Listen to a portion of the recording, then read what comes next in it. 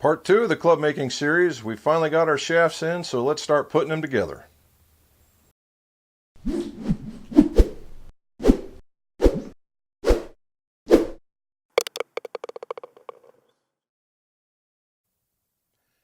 Welcome back to the McGolf Shop, and this is part 2 of the club making series, the techniques.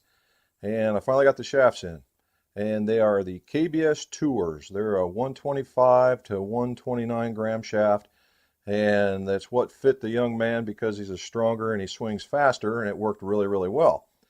Now we got to weigh the heads, we got to weigh the shafts, got to weigh the grips to make sure everything's not out of whack, and see what we can do for our swing weighting.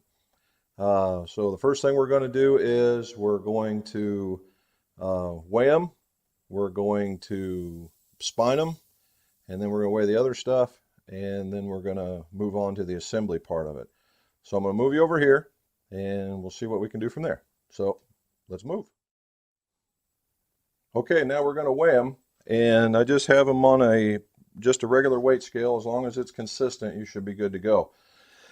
Now, I use just a regular shaft clamp. You can buy them from most golf supply companies. And I set that on there, get my zero going, and I weigh my shafts. And what I do is I put them in all the same category, and I kind of weighed some of these ahead of time so I knew what they would be in order that. So I use the lightest shaft and the lightest club head, which is typically the the 4 or the 5, and then I work my way down through the wedge.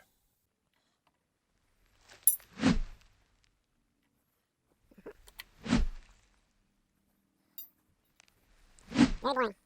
Okay, so got that. Now we weigh our heads. And we'll do like this.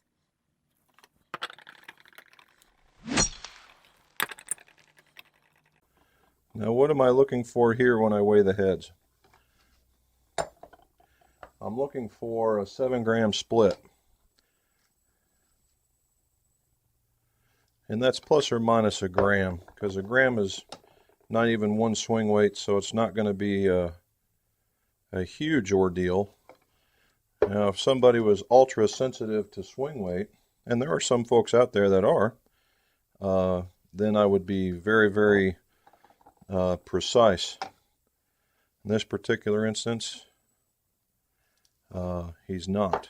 But we will have the same swing weights, just not total weights.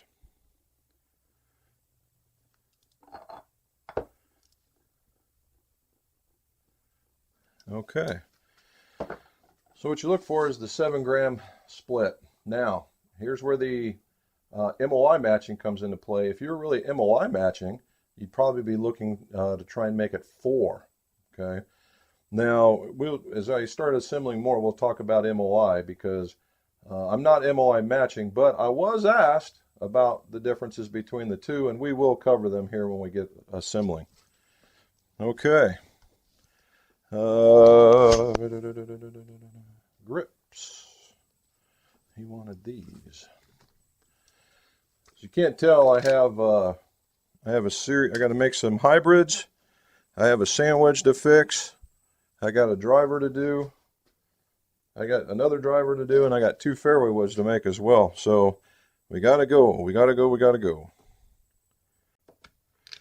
Now, typically, when weighing grips, these guys, because of the precision that these guys use, they're not more than a gram off of each other. I just check to make sure that we don't have an outlier. Okay, they're all good. The other thing in the golf industry, everything runs on a rubber band. Everything gets put together in a rubber band. So this is my 3rd rubber band ball. And it just keeps growing and growing and growing. Okay, so now we have them all together. Now we got to put the spine on it. Like you guys have seen in the other ones, this is my spine finder. My, what I call the idler bearing, okay?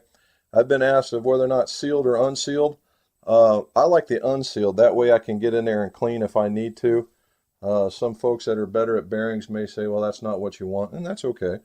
But you pick what you're comfortable with, and I'm comfortable with these.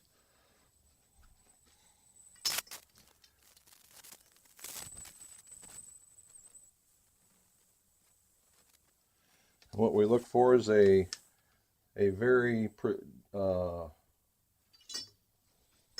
hard spine, and you'll see it when it comes through there, that it just flips to it. You see how that moved on its own?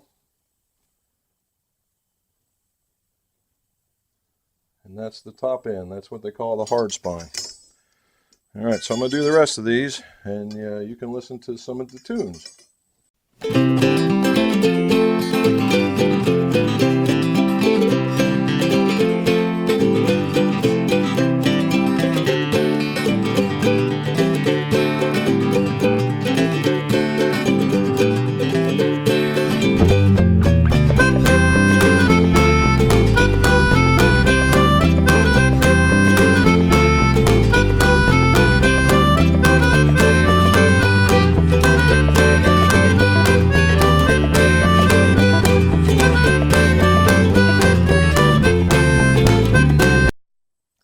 Okay, so that was spining the shafts, and that's just to get us started so we know how to do the flowing process.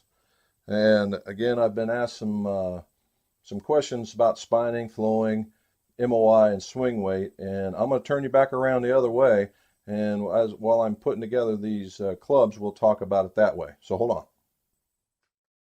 Okay, I'm on my clean side, and this is where the rubber meets the road. And this is where I determine frequencies, swing weights, the whole 9 yards. Now I weighed all these, and they just happen to be between 5 and 7 grams apiece. So that's good. So we don't have to really worry about that. Now where does that get us? Let's talk about flowing and spining first. Flowing and spining, they have to go together, and there will always be this argument whether or not you put the hard side this way to the target line, which way you want to go. One kicks more, one doesn't. I put mine at the 12 o'clock position because the spine, the shaft bends down when you swing, okay? And then you let the properties of the shaft take over for the kick, or however that you want to describe it. There will always be that chicken or the egg concept when it comes to spining and flowing, whether or not it does anything for you. There'll be hundreds of people that say, yeah, it doesn't do anything for me. I've tried it and it doesn't. And then there'll be the same guys that go, yep, I like it. It does a lot for me. I'm there. So it's one of those, it depends. And in the golf world, as far as when you do fittings and you really want to get to each individual guy, it's that it depends. All right. Because not every person is the same. Otherwise, when you watch it on the PGA Tour, you'd see the same exact swing, and it's just a matter of environmental impact, and then that would be done. So you have to take into account that individuality. Now, MOI and swing weighting. Swing weighting started a long time ago in the 30s, and the swing weight scale pretty much hasn't changed since its first patent was actually put on there.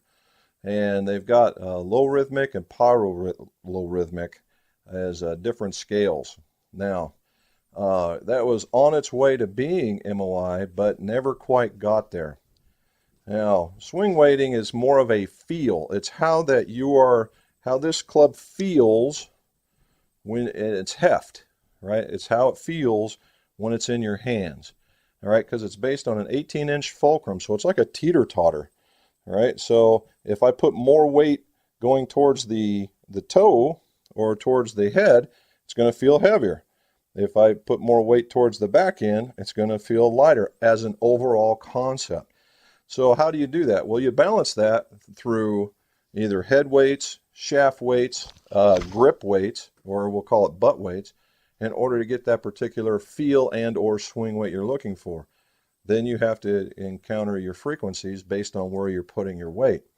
Now, MOI, what does that mean? Well, MOI, moment of inertia, okay?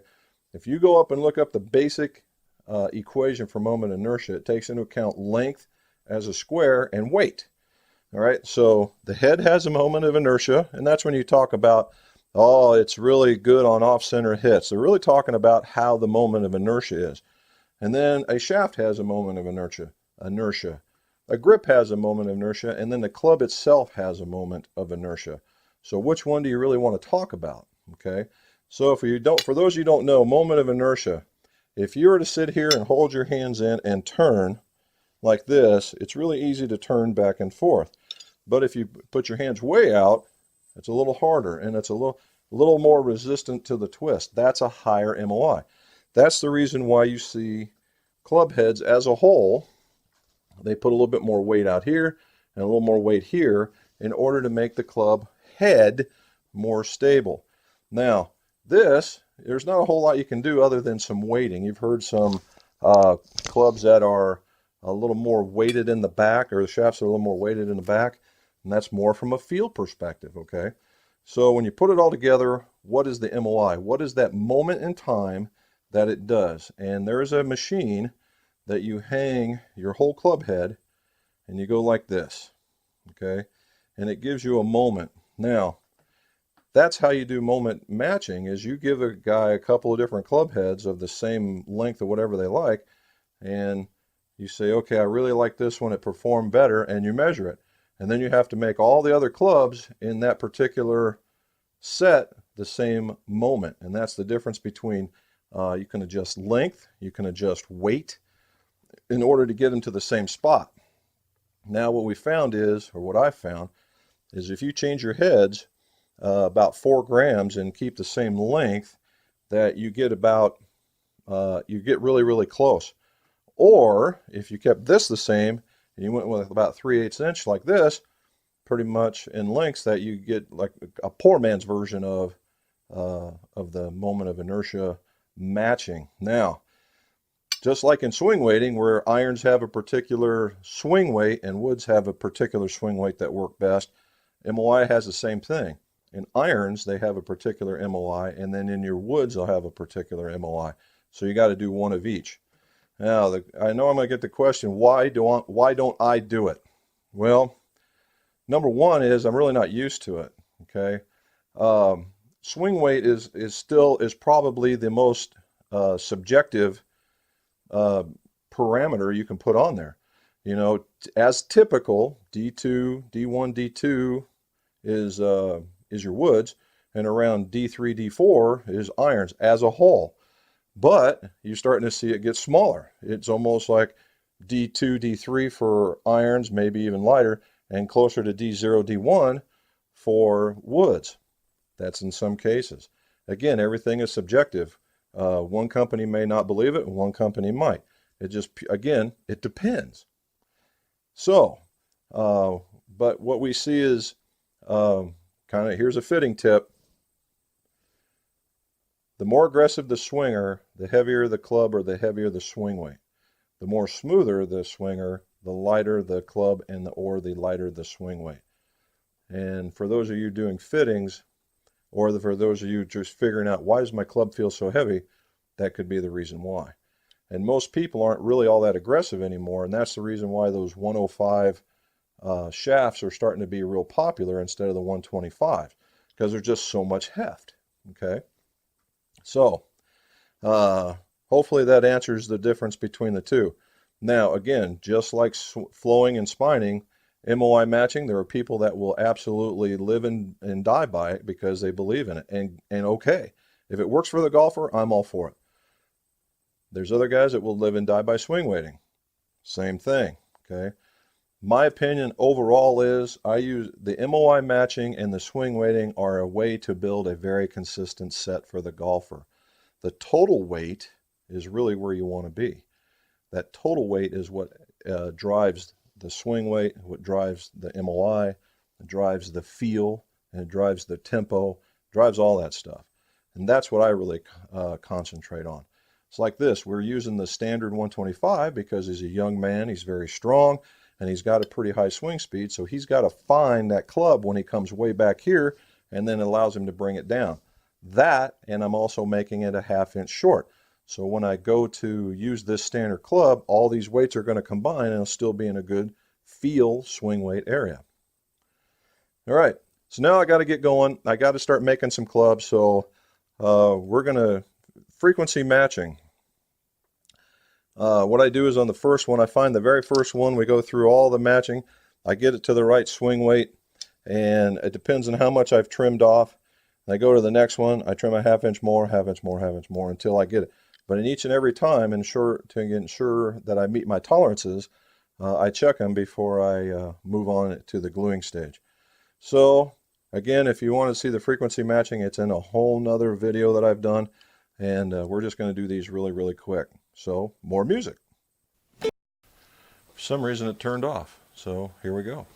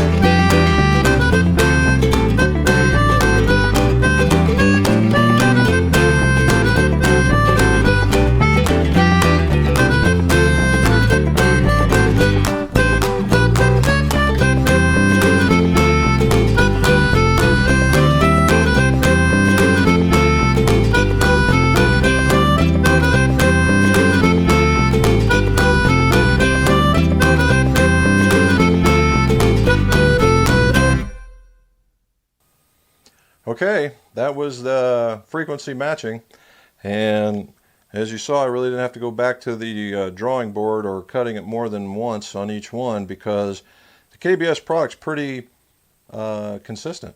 Okay, so I'm just right below the 6.0 line, as that's right where he needed to be, and all the way through the set, it worked out pretty good. So I'm going to braid the tip. We're going to put on some red ferrules, and we're going to set them to dry. Again, I believe, it doesn't take a whole lot of emphasis to glue and put it on there. You just want to make sure you're very clean when you're all said and done and you tape it. But I'll show you after I'm done. So I'm going to go do this, and I'll be right back and I'll show you the end result.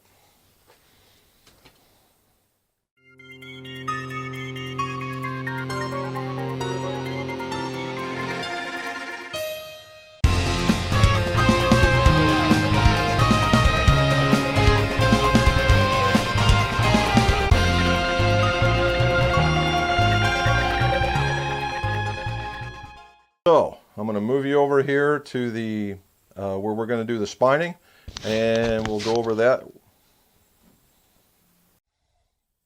All right, now we're on my clean side, and this is where the rubber meets the road, so to speak.